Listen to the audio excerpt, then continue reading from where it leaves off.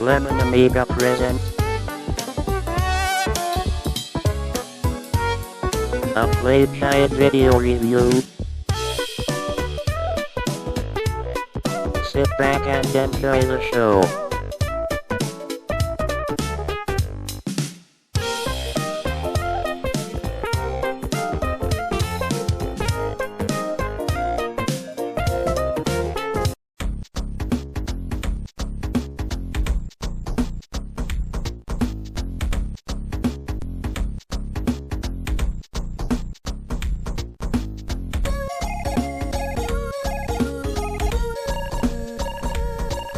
Hey there, welcome to another Lemon Amiga play guide and review. This time we'll be checking out Magicland Dizzy, otherwise known as Dizzy 4. This was developed by Big Red Software and published by Codemasters in 1991.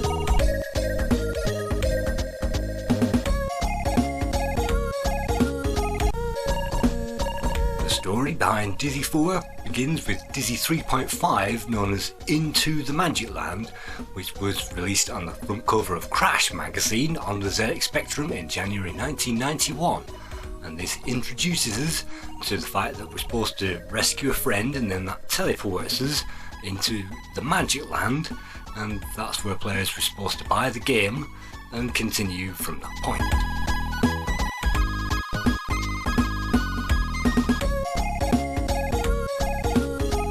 The Oliver twins didn't have a clue about the 8-bit conversions. They were actually converting an NES version of this game called Wonderland Dizzy, and they created the map for Wonderland Dizzy, and that was supposed to be released there in maybe 1991-92, and that eventually came out in October 2015. So the budget game did get released as Magicland Dizzy, and that does have one or two changes from the NES because, well, there's a shark in the water and there's a few puzzle changes as well, but apart from that the map is identical. And this was created by Big Red Software, and I think they were hired by the Oliver twins to create the 8-bit versions, but due to budget constraints, unfortunately they weren't able to stretch to the full NES version at that point.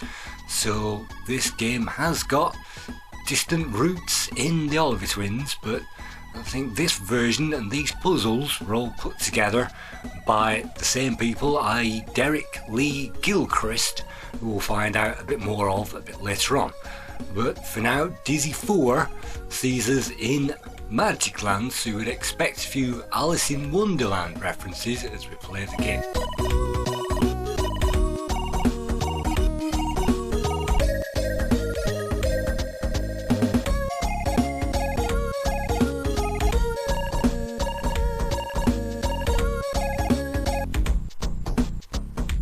From the title screen, let's press that fire button and let's check this game out.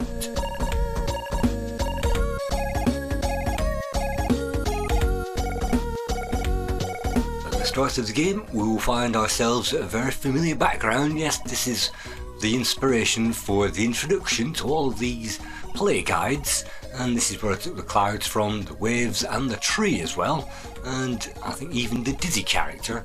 So we'll find ourselves at Stonehenge, otherwise known as Weirdhenge, and a mysterious monolith. Now we find our first item is a backdoor key. So the game begins, it takes it easy on us at the very start of it, and we'll find the very first guy that we need to rescue that we're going to ignore at this point, and we're going to head on towards the first trap. Because if you fall down this well, that's game over and you'll have to restart it all over again, and that's one of the bad points about this game. The second bad point is this one, because if we don't hit the top of that fin, then we'll die.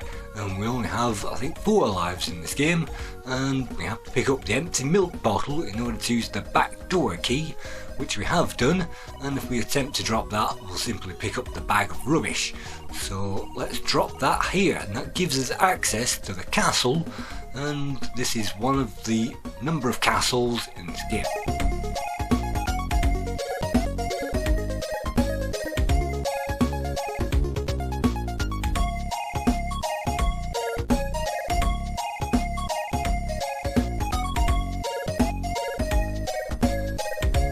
Who who's played the Dizzy games before will be familiar with what's on offer.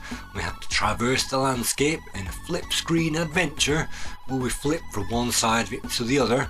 When the screen moves, we'll exit the right hand side and we'll flip to the left hand side. That's why it's called a flip screen adventure. It's also called a flick screen adventure as well, and both of those are apparently correct because one of them is a programming term and the other one isn't. So I'm not quite sure of the order, but flip screen and flick screen are both correct because it's something to do with flipping the screen and flipping the RAM address or flipping the character over or something like that. So exploring this main complex, we've found a number of items.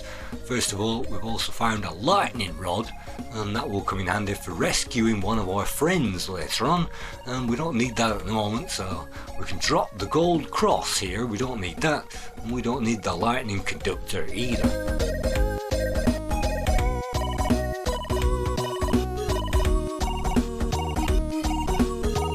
It's important to realise that we only have 3 pockets in the game, and the power pill is a Pac-Man reference, and that will help us to get past the ghosts that we saw in the swamp. In the meantime, we're going to have to jump over these clouds, and that's not particularly easy because we can fall straight through them, and I really wanted to collect that diamond, but unfortunately I couldn't manage that, and hopefully we can get ourselves out of trouble.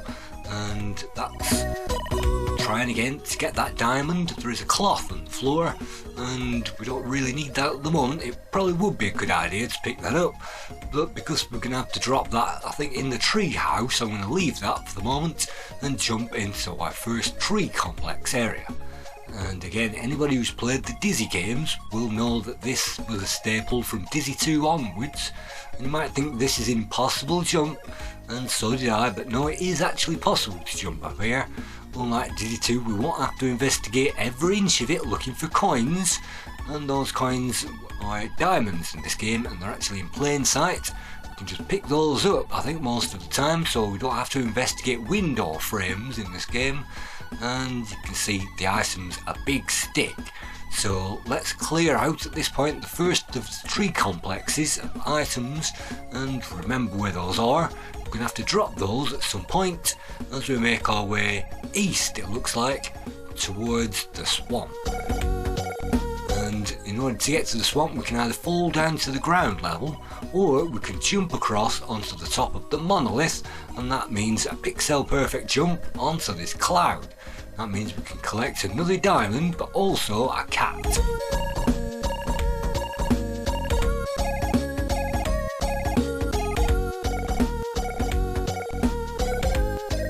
And if we carry on jumping, that will also reveal another item. That's a dagger that we need. So a power pill and a dagger, and it's not obvious what any of these items do at the beginning, but if you've ever played Pac-Man, you'll know that the power pill kills the ghosts. So let's just leave that here, and we'll collect that when we need to traverse the swamp. And we've also got a magic dagger. What will that do? Well, that will actually cut off a leaf off our friend who's stuck in the bush, because we'll need some evidence of that. So here it is, and in the bush grove you can see that our friend Zach has turned me into a bush. Oh dear. And that's a matter of course, so we're going to have to cut a leaf off that, and we're going to have to make that into a magic spell a bit later on. For now, that's the dagger all used up, we don't need that again, and the leaf we'll need for the witch who hides in the swamp.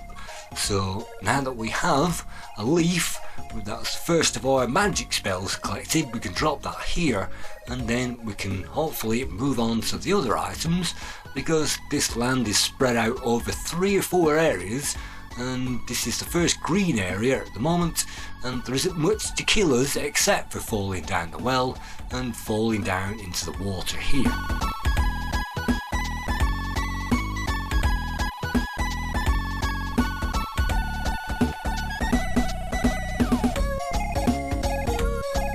Now that we're moving in this direction, it would be a good idea to pick up those items because we're travelling in that direction anyway.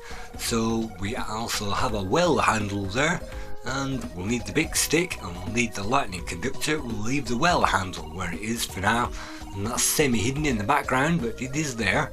and you can see that we've got Prince Charming as well, so they do take cues from many different stories. And Prince Charming, of course, is famous for kissing a frog, so if we find a frog on our travels, that's how we're going to do that puzzle. And this means that we can flip this lever and we can run like crazy across this drawbridge or whatever it is, and that isn't a difficult puzzle at all, and there aren't too many difficult puzzles in the game, although there are quite a few, and it's difficult to get through it, as you're about to find out, because we're not going to get through it on this particular playthrough. So this guy's asleep and we'll need a conductor for that, but we don't really want to use it on him at the moment, so I'm going to drop it here, and then that's virtually in the right place. We're going to have to electrocute him with lightning and he'll wake up.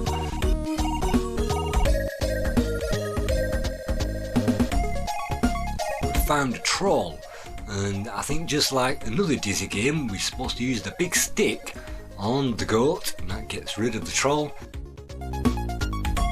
And the goat will stay there now for the rest of the game.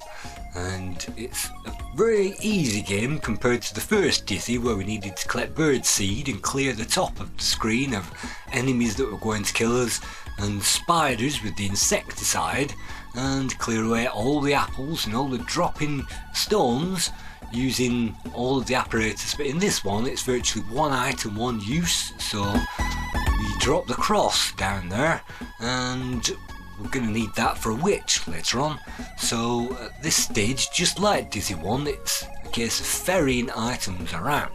And a poison apple, well, we can take that to the witch, and that is the second of our magical items collected. We'll need that to brew up some insecticide so we can free our friend.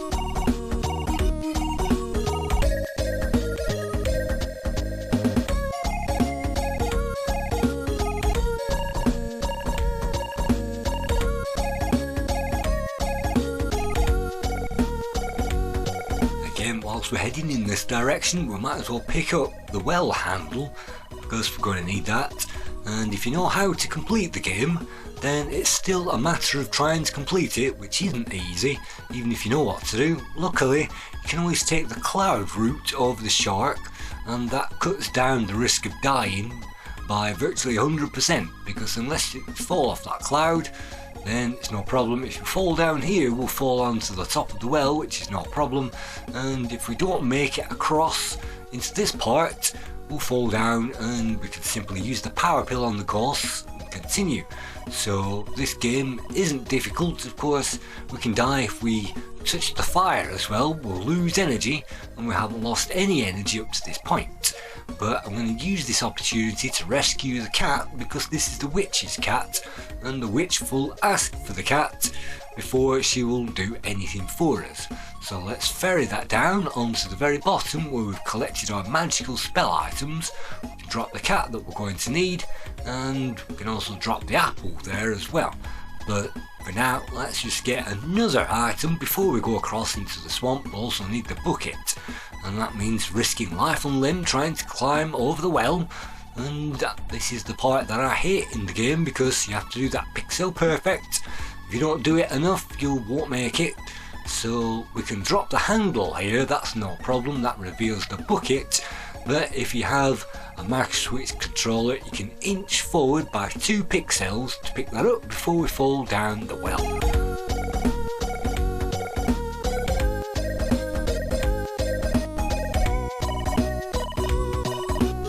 Now that we have our magical items all laid out, and we can drop the poison apple here as well, I think.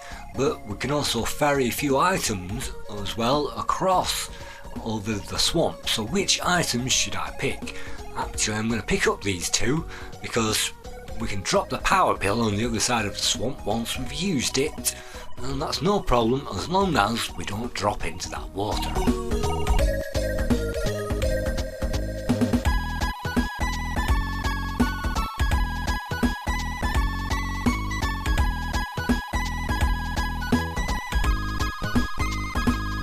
Middle of that swamp we'll find the witch, and the witch gives us the heads up of what she needs, and a cat in this case.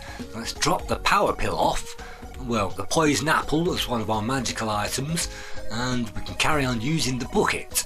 And on the next screen you will always take some kind of damage because these birds fly around bouncing around the screen and you can't always avoid them, and luckily if there is damage in this game, you're very lucky to get across to that side because you have to be pixel perfect normally, and the water doesn't even kill us. That's a great tip because we can now use the bucket here and fill it up with hot water, and we can also pick up the drink me potion as well, and there is an Alice in Wonderland eat me cake on the original 8-bit versions, and if you give that to your girl in the caves she will blow up to the size of the entire room. And so Daisy, your girlfriend, unfortunately can blow up to the size of the house, but that was taken out in the 16-bit versions, and so you can't make that mistake because that makes the game incompletable, and so they've taken that out of the game. But you can still give her the drink me potion, so it's not possible to mess that up. And that's a bit of a shame because those dead ends in the original 8-bit versions that I completed the hard way were definitely something that really you had to learn and look up, and that gave you extra respect for the game, and it also gave it a sense of humour as well when your girlfriend blows up to the size of a room, and that's fun. But what we've got at the moment is Dora, and Dora has been turned into a frog.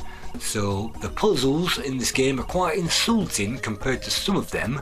I definitely remember on Treasure Island Dizzy I was wandering around with handfuls of items trying to figure out what they do. With the original Dizzy it's possible to figure out what they do by the description, but in this game, well, sometimes it's a bit too obvious, and they also always have double barrel names, so sometimes it's the back door key and that just gives away the fact of what it is. In the meantime, we're losing life after life because guess what? The hardest part of the entire game is this screen, and we've just thrown away our chances of completing the game now because of a difficult screen later on. But if we had have done, we'd have got through to the final area which contains Zax, and for that you'll have to go all the way across Lava Pit, which is on the far east of the map that we've seen already, and there will be clouds that appear and that takes you down to Zax's lair, and for now we've just rescued Dora.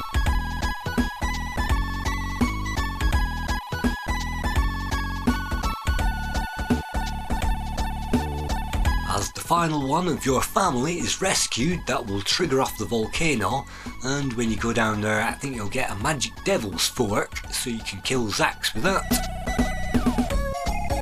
And of course the working title of this game was Dizzy 4 Zax Revenge, so if anything this was supposed to be a follow-up to the original Dizzy, which featured Zax, which we got on the 8-bits but we didn't actually get on the 16-bit computers, which is a shame because for my money Dizzy 2 is fantastic with its Indiana Jones references and its great graphics on the Amiga. Dizzy 3 can be the best of all worlds, but also can be quite tricky and annoying with the Dizzy Hawk and everything else.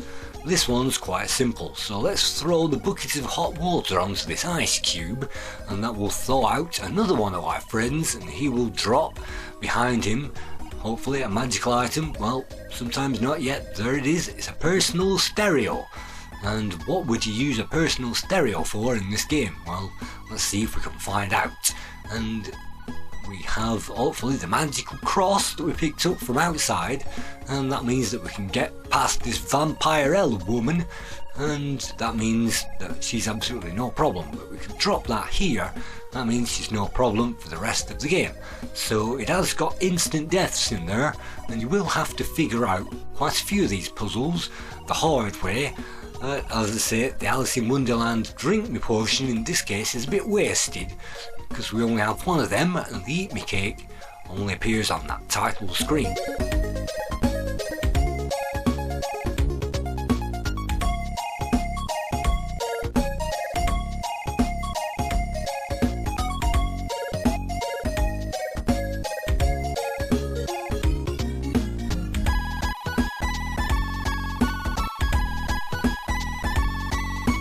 code for this game was created by Derek Lee Gilchrist, who also worked on Battle Valley for Heaton, which came out in 1989, and he also worked on Bubble Dizzy and Prince of the Oak Folk, and all those mini games that came out after the Oliver Twins period on the 8 and 16-bit platforms. And the graphics were created by Lee Christian, and he also worked on Dizzy Panic and Fantastic Dizzy in 1993, as well as Magic Boy created the graphics for that, and Captain Dynamo. Lastly, the music was created by Matt Simmons, who created over 25 game themes on the Amiga, including Chuck Rock and many games that we've seen already.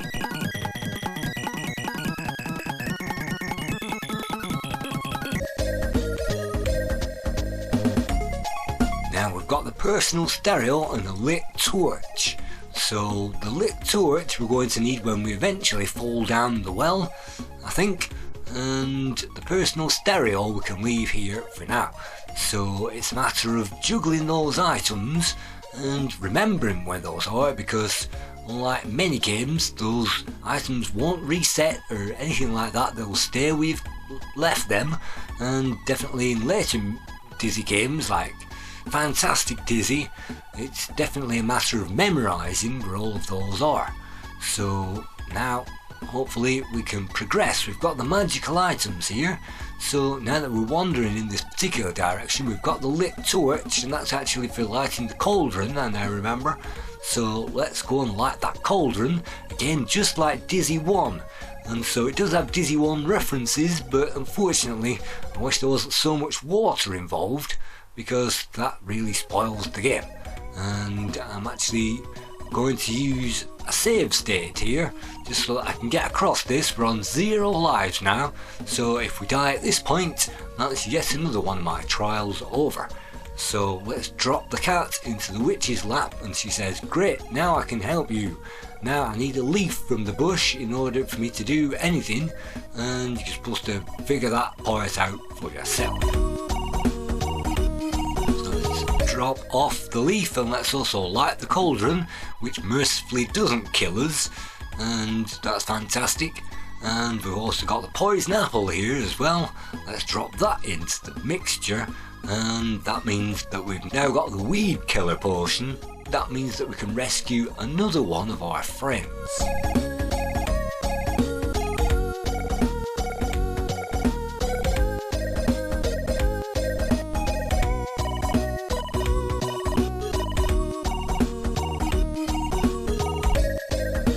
Top of the screen it gives us a readout of the gems that we've collected, and in order to beat the game we're going to have to collect all of the gems. I think there's maybe 30 of them on the entire game, and it gives us our score as well for doing activities. Our lives is 0, so let's use the weed killer. And now I think it's Dylan in this case. "Groovy man, get me out of here." So right, that's fantastic. Does he give us? No, he doesn't give us any more items.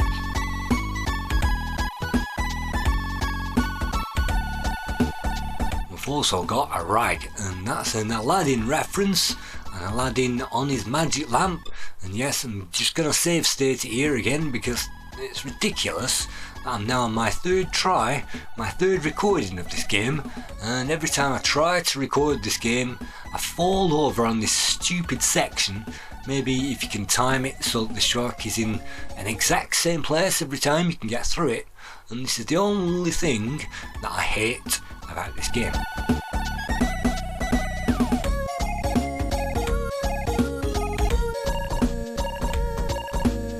And of course on Dizzy 1 there was a bridge which collapsed, and that was a no way back.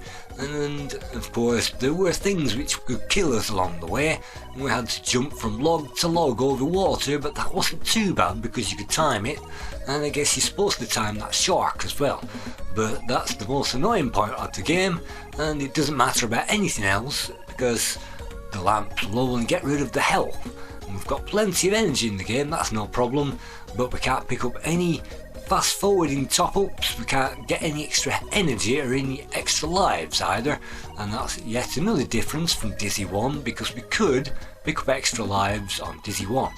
And so we're moving now across the screen. Hopefully we've managed to remember to pick up the personal stereo, and if we haven't, we're going to have to go back for it. And this is now the second tree complex, which is actually a very small one, and so this is quite a small map compared to some of the Dizzy games, and you can see that later Dizzy games were very much more vast in size. So it's the Bard's Tales. What have we got? The personal stereo. So let's give that to the Bard, and that means that we now get some pan pipes or magic pipes or whatever they may be. Where do you use those? Well, of course you have to charm the rat like the Pied Piper. So we've got the rag, and that means that we can rub a magic lamp with that. We've got the Pied Piper pipes and the magic apple that we gave, and all this, that and the other. So there are definitely lots of stories and maybe even nursery rhymes and things like that. And if I could equate this to any nursery rhyme, it would definitely be Humpty Dumpty had a great fall, because if you fall into that water, eggs can't float apparently, and I don't know where they got that idea from, but a healthy egg won't be able to sink because it's a healthy egg. So that's the actual point of it, and if it's an unhealthy one it will sink because it's far too heavy. So that's the part of this game. And with Dizzy 3, if you touched any of the lamps, I think you turned into a fried egg, which was again a good joke. We don't have much of that humour in this particular version. So we have the pan pipes now, hopefully, so that means we can fall down to the well, and we can use the one and only item which will help us get rid of the rat. And being careful to jump over this gap now, because that will kill us if we don't. And now we're really getting through this game. We're now over 2/3 of the way through it, and that means we only need to rescue 1 or 2 more people, and then we've got through it. So something sticky, well, we noticed a sword poking out of a stone earlier on, and that something sticky would help. And a magic lamp. Well, on what screen do we need to summon a genie? Well, it's pretty difficult if you can't put 2 and 2 together, and I certainly didn't, I don't think, when I was playing this game. But the lightning rod is the tip that we need to remember. If we summon the genie next to the lightning rod, that should mean that we can wake up our friend. In the meantime, we can use the something sticky to pick up Excalibur.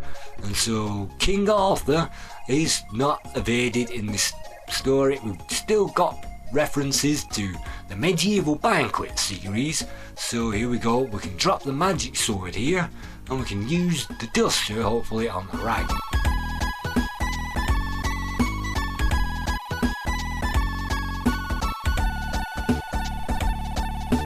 If at first you don't succeed, keep on trying, because this is one of those stupid puzzles that you have to try 3 times in order to go activate that. So let's activate the genie. Hopefully he will get angry now.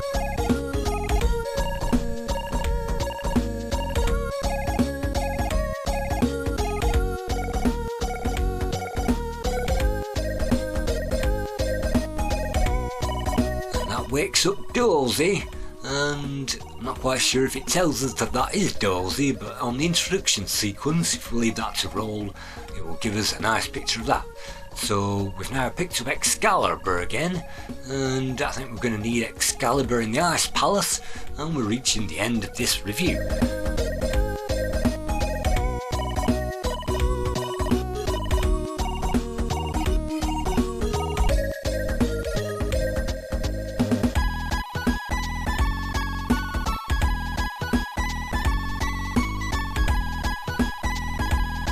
Moving on to those scores, and Games X magazine gave this 4 out of 5, so that's 80%, and the current Lemon Amiga score is also around about 80%, and Amiga Power gave this 84%, and Amiga Force gave it 83.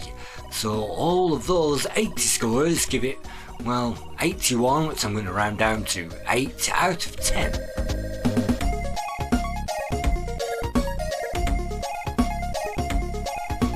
Now you can see we can jump through a gap there and king takes queen. As long as we've got the sword, and we can now drop that, then that means we can now walk into the end screen and pick up or rescue our grandfather, and he's the final one of the York folk to rescue. When that happens, the volcano will blow up, and we can get across the volcano, and we can defeat Zax.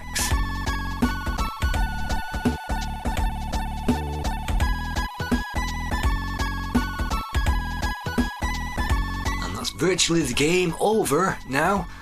And it doesn't take that long to play the game. You can get through it in roughly 30 minutes if you know what to do, and so it's a good romp, but I wouldn't recommend this for kids simply because there's a few too many stupid jumps in the game, and this is perhaps the stupidest.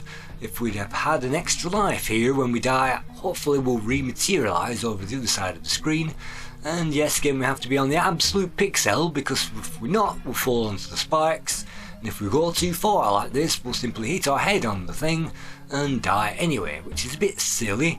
And you will think that we don't have to do that, but actually we do. So I do have great respect for this game, and we almost completed it, but not on this try. Thank you once again, and we'll see you again on another play guide sometime soon. Thank you.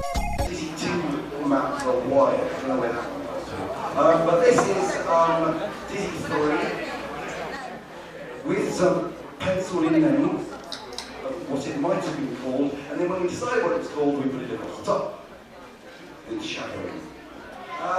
Before post-its, I think, because we had our own idea of Predseda and little bits of paper, and we just hand drew where the map would go, and if we didn't like it, we just picked it off and scribbled it, like, threw it away, and put another little pad down, and drew it again, and then we get little counters for the objects. Okay, right. Here's a map for a game I don't think ever happened. Wonder Map, isn't it?